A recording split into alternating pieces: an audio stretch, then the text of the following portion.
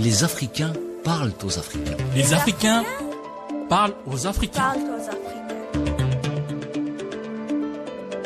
Une émission débat, d'idées sur l'actualité du continent, une vision singulière et une lecture authentique de tout ce qui concerne l'Afrique et sa place dans le monde. Sous le signe de la sagesse africaine, tout seul, on va plus vite.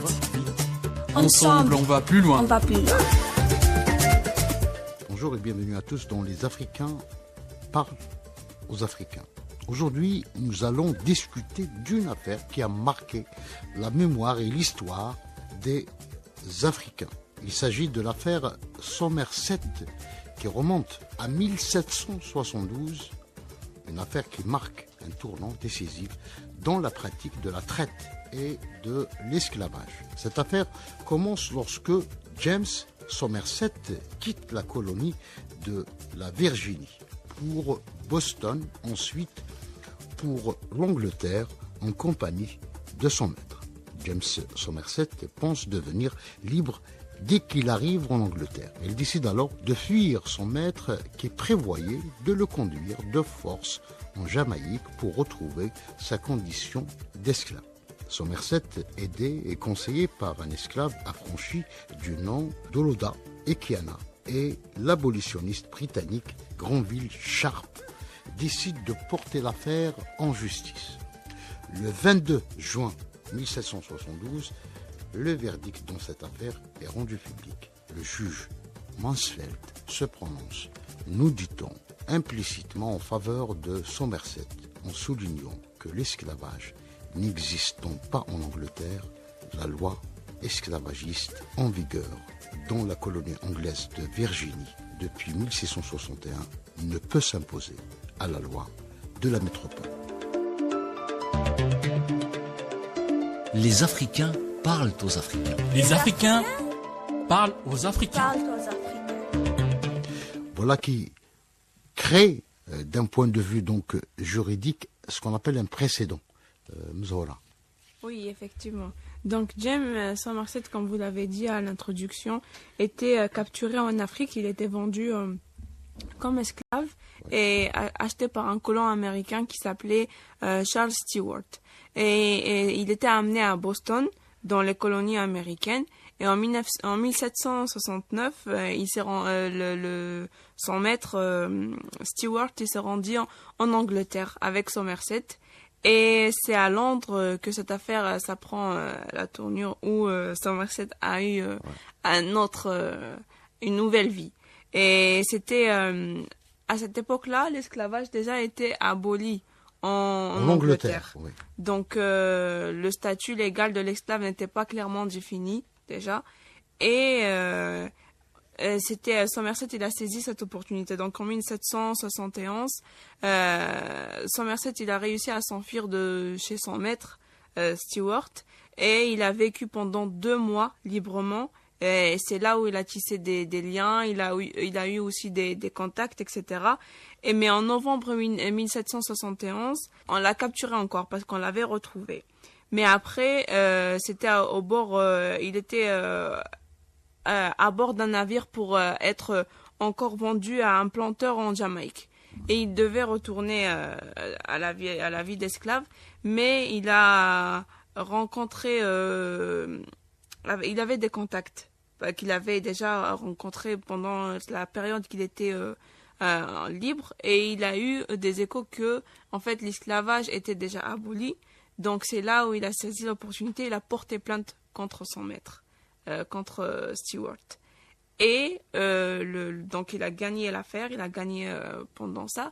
Il a dit que l'esclavage était aboli et qu'il pouvait vivre librement et il ne devait pas être transporté en Jamaïque. Alors, l'affaire va faire boule de neige, évidemment. Il va y avoir des centaines d'esclaves. C'était le premier exemple. Donc c'est un exemple pour les esclaves qui sont là, pour les esclaves qui ont été déjà victimes de cet esclavage. C'est pourquoi d'ailleurs, du jour au lendemain, des milliers de Noirs vivant en Angleterre devaient libres entendre des procès à leur maître. En 1778, il y avait un arrêt de la Cour d'Écosse confirme qu'un esclave posant sur les pieds sur le sol britannique devait être libre. En France, c'est-à-dire de fait maintenant, c'est-à-dire tous les esclaves qui rentrent en Angleterre, ils deviennent libres de fait. Et en France aussi, il y avait eu la même problématique. Donc, les colons ont pris l'habitude de revenir en France avec leurs esclaves. Or, la loi interdit l'esclave et la servitude sur les sols métropolitains. Des esclaves ont fermé de cette situation, s'enfuient en arrivant en France en attaquant les maîtres devant les tribunaux pour connaître leur liberté. Moi, je dirais que c'est un exemple. Et puis moi, je dirais que vraiment, James Somerset a été très intelligent d'attaquer son maître au niveau de la justice. C'était une sorte de Spartacus moderne. Moi, ça me rappelle un proverbe africain qu'on a ici, qui disait que le mal retourne toujours à celui qui le fait. Et que si la personne veut faire du mal, il n'a qu'à creuser un petit trou parce que finalement c'est lui qui sera dans le trou. Et c'est ce qui s'est passé avec l'affaire. Mais vous avez évoqué la France. La France, les choses ne se sont pas déroulées de la même manière puisque les jugements en France sont variés en fonction des sensibilités. C'était surtout à Paris que c'était trop respecter la loi de... Mais ailleurs non. Donc ailleurs non. On faisait tout pour contourner les procès. Les propriétaires d'esclaves invoquaient souvent le statut d'apprenti pour masquer les conditions serviles de leurs domestiques noirs. Oui, justement, au niveau de Paris, il y avait la loi qui est les tribunaux des grandes villes portières de la façade atlantique. Donc, pour contourner ces procès, les propriétaires invoquent les statuts s'apprentis pour masquer la condition d'esclavage et de leurs domestiques noirs. Donc, au niveau de Paris, c'est un peu différent. C'est pas comme au niveau de l'Angleterre où ils ont leur liberté, où les juges ont été à leur faveur, leur liberté parce que au niveau de la terre. Pour l'affaire de Somerset, c'était le célèbre juge Mansfield. Lui-même, il disait que l'air de l'Angleterre était trop pur pour être pour un esclave. Donc c'était En fait, moi je dirais c'était déjà l'effet boule de neige. En fait, c'était déjà trop tard. Parce que dès que cette verdict a été prononcée, c'était l'effet boule de neige. Parce que moi, ce qui m'intéresse à travers cette affaire de James Somerset, c'est-à-dire que dès que ce jugement a été prononcé, tous les esclaves, les esclaves, que ce soit au niveau de l'Angleterre ou que ce soit dans d'autres colonies, il y avait maintenant cet effet boule de neige, c'est-à-dire que tous, ils se disaient, finalement, il y a une possibilité. C'est-à-dire qu'il a créé cette ouverture de sport. Pour ceux qui étaient directement en Angleterre, ils se disaient, c'est bon, nous sommes déjà libres. Parce qu'on sait déjà que il y a cette loi qui a été établie en disant l'esclavage a été aboli. C'est-à-dire qu'il y avait déjà l'ouverture. C'est-à-dire que c'était comme si c'était cette déclaration, c'était comme si on mettait cette déclaration officielle. C'est comme si ça devenait officiel en disant finalement c'est pas des paroles, on l'a vu, ça s'est fait. Parce que si on regarde à travers l'histoire qui est incroyable, comme vous avez dit, c'est comme si c'était un Spartacus qui devait se battre pour les autres en quelque sorte. Parce que si on regarde à travers son histoire, amené au niveau de l'Angleterre, etc. Il s'est échappé, etc. Son maître a voulu le vendre. Mais il n'est libre qu'en Angleterre. Il n'est libre qu'en Angleterre. Attention. C'est pour ça même que son maître l'avait mis sur quand on l'a rattrapé, comme ils auraient pu le dire, on l'a mis sur le Anne-Marie, le bateau, pour la destination de Jamaïque, parce qu'il voulait encore qu'il puisse partir en Jamaïque, puisse être revendu. Mais à travers ça, contrairement à ça, c'est là où James, il était un peu plus... on peut dire qu'il avait ce réseau incroyable, parce que si on regarde James, au travers tous ces contacts qu'il avait, il avait créé ces contacts parce que quand on regarde les abolitionnistes, il y avait un groupe, quand on parle des abolitionnistes, quand on regarde comment ils ont pu aider, parce qu'ils ont amené l'affaire en justice, c'est-à-dire qu'on ne pouvait pas fermer les yeux. Il y avait la loi qui était pour lui. C'est-à-dire que si on regarde à travers cet effet boule de neige, c'est pour ça devient encore plus intéressant, l'affaire va se perpétuer. Parce que là, maintenant, tous les esclaves vont raconter. Maintenant, le problème a été posé par Mzola tout à l'heure, c'est qu'on a libéré beaucoup d'Africains. Il fallait maintenant trouver une solution parce que l'ère britannique était Pure pour un pure esclave. pour un esclave, Elle est trop disait pure. donc le fameux juge. Et c'est pour ça, après, c'est- quand c'est- ils ont c'est- commencé à c'est- être c'est- beaucoup en Angleterre, on a créé la Sierra Leone, La Sierra qui Leone, était la la patrie, colonie, la la colonie colonie- où la colonie on envoie les gens, les esclaves libérés en quelque sorte. Donc on a créé le Créer une premier nouvelle établissement colonial britannique Britannique, oui. en Pour, Afrique et on a ciblé la côte de Sierra Leone, Mzora. Oui, effectivement. Donc la Sierra Leone s'inscrit dans un mouvement qui est large. En fait, c'est tous Les philanthropes, les groupes abolitionnistes menés par C'était- le fameux Oui. Granville, Sharp. Sharp Granville, oui, c'était lui qui a déjà dit que C'est Comment- lui qui a aidé Qui- initialement son Merced et qui lui a dit que l'esclavage déjà il était aboli en Angleterre. Oui, oui. Donc suite à ça en fait avec la Sierra Leone c'était d'abord un groupe des Noirs pauvres qui vivaient en Angleterre, puis avec ce qu'on a appelé Nova Scotian Settles, Settles en 1792. Et c'était la Freetown, en fait, elle est devenue la capitale de cette colonie et devient un centre de liberté des milliers d'Africains libérés en Angleterre. Oui, c'est là où on voit même l'importance de Sharp, Granville Sharp, parce que c'est-à-dire que c'est à travers cet effet boule de neige, comme moi j'aime le dire, à travers cet effet boule de neige, comme on a vu, Messour a parlé de cette phrase qui est importante en disant l'air de l'Angleterre était devenu trop pur pour c'est-à-dire que Donc il fallait trouver. il fallait trouver une solution. C'est-à-dire qu'on ne peut pas vous laisser, parce que si on regarde très bien, parce qu'il y avait beaucoup de Il y a une des afro, politique. des Il y a Parce il y a qu'il une avait- politique. Attention, il y avait des Anglais qui se sentaient envahis, envahis. parce que et les Anglais, ils avaient, il faut revenir dans le contexte où les esclavages étaient là pour les aider à travailler leur terre, ils étaient là pour être asservis.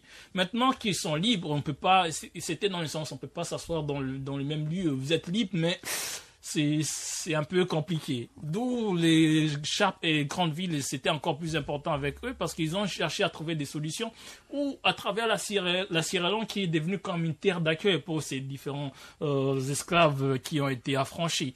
Parce qu'à travers ça, on va voir qu'il va y avoir certaines situations qui sont précaires, mais malgré tout ça, ils vont continuer parce qu'il y avait toujours cette ouverture.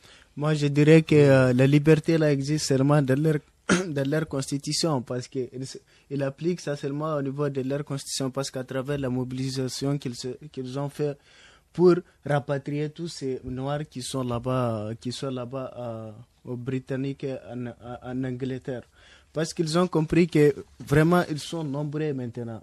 Il y a beaucoup de Noirs parce qu'il y a beaucoup de Noirs qui vivaient là-bas, qui ont été menés pendant la Première Guerre mondiale, qui travaillaient dans les mines et autres. Donc, si vraiment ces gens intègrent notre société, donc il y aura un brassage et tout. Donc, c'est pourquoi il y avait la création de Sierra Leone pour rapatrier. Freetown. Alors, Ouais. à Freetown, il va y avoir deux groupes. Le premier groupe avait- des 400 esclaves qui vont être déjà envoyés parce que, comme on a dit, ça devenait un peu plus être gênant. Donc, on a envoyé en premier lieu un groupe de 400 esclaves affranchis. Il y a affranchis. Oui. Mais après, comme vous allez dire, il va y avoir aussi un deuxième groupe après, deuxième groupe. à partir de L'Écosse, 1980. Oui, de la Jamaïque, la Jamaïque aussi, de l'Écosse, on a envoyé plusieurs. Notamment les Noirs qui avaient combattu dans les rangs de l'armée. Oui, il y britannique. avait environ Britannique. 60 000 Noirs sont rapatriés, s'installant sur le littoral.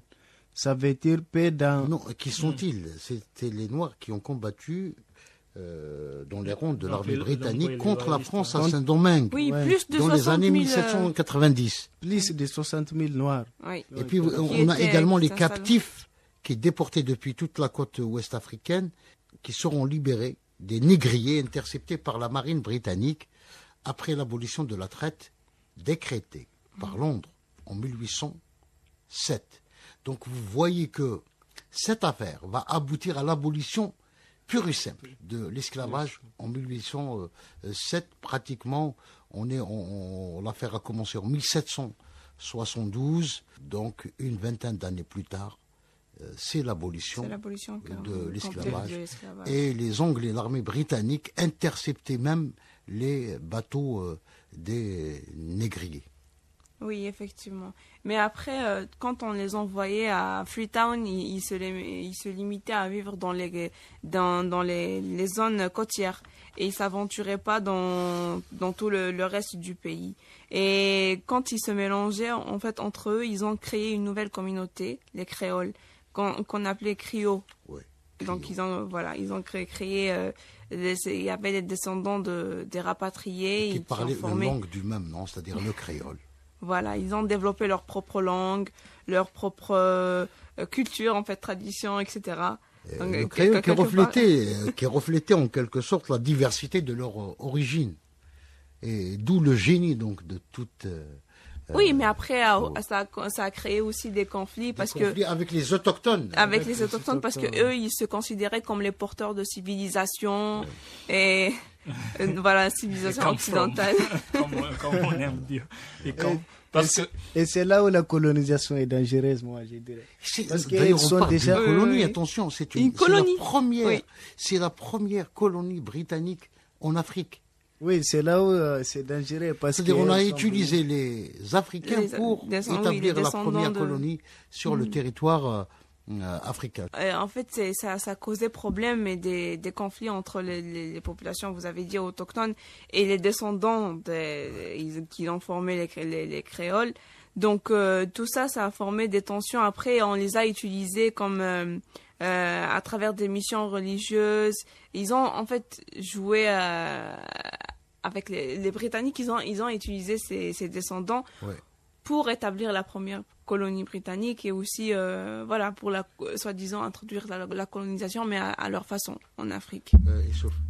Bon, moi, je vais ajouter quelque chose. Moi, je dirais que cette affaire Somerset, c'est vraiment un exemple. C'est-à-dire, elle a eu beaucoup de conséquences positives pour l'abolition de l'esclavage et pour arrêter la discrimination des Noirs aussi. Donc, ça a eu des conséquences vraiment positives. Donc, les Africains, c'est-à-dire les Noirs qui vivaient là-bas dans des difficultés, n'ont pas fait beaucoup d'efforts, mais à travers l'intelligence de James Somerset, il a pu faire pour faire l'abolition de l'esclavage. Mais ils seront manipulés, les pauvres, Samuel. Oui. Oui, ils seront manipulés parce que par après, il faut comprendre qu'il faut aller toujours dans le contexte où, même s'ils étaient affranchis, mais ils n'étaient pas toujours acceptés. Il faut comprendre, il faut différencier entre affranchis. Après, quand il y avait la conférence de Berlin et que les Britanniques cherchaient à étendre leur domination coloniale en Afrique au-delà des côtes de la Sierra Leone, ils ont utilisé ces populations, les créoles, pour arriver à leurs objectifs. Donc, ils ont intégré en fait les créoles, les créoles, dans le système colonial. Une bonne partie donc de ces créoles sera utilisée comme fer de lance pour justement établir une véritable colonie sur les terres africaines. Effectivement, déjà ils ont fait en en sorte... utilisant notamment un certain nombre de missionnaires, parce qu'il ne faut pas oublier que la plupart des esclaves affranchis, ceux qui proviennent notamment des États-Unis, ils étaient très très influencés par le puritanisme américain. Donc ils viennent avec une Bible, Samuel. Oui, il vient avec ça sera la métaphore de la colonisation. Oui. Parce que comme avec cette métaphore, on l'a déjà dit en disant on vient, on te donne la Bible, en réalité on prend d'autres choses en retour. C'est-à-dire que c'était cette métaphore parce qu'il faut comprendre, Issouf a dit indirectement en disant c'est ça le problème même de la colonisation, du fait que d'une part il y a ce côté manipulation qui est vraiment direct, parce qu'il faut savoir que les intérêts priment toujours, les intérêts de la Grande-Bretagne priment toujours, c'est-à-dire que la meilleure façon d'atteindre des objectifs c'est aussi ce côté manipulation.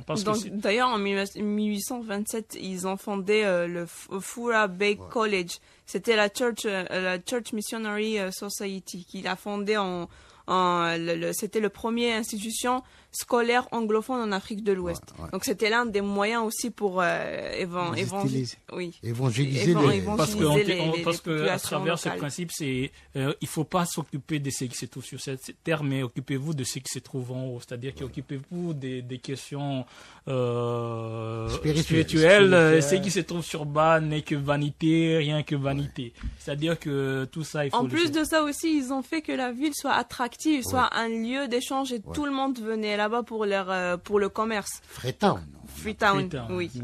Ils ont mis en place une politique économique pour encourager tous les déplacements vers Freetown et les échanges commerciaux. En fait, ils ont fait de Freetown un lieu d'échange pour attirer plus, faire leurs affaires. Comme j'ai pu trouver une citation sur Freetown où on disait c'est un territoire où les principes de liberté et d'humanité pourraient se réaliser dans un gouvernement de noirs par des noirs pour des noirs. C'est-à-dire qu'on avait créé cet environnement où on laissait tout se faire au départ. C'était le rêve, parce qu'on pensait que c'était un territoire sauvage, libre.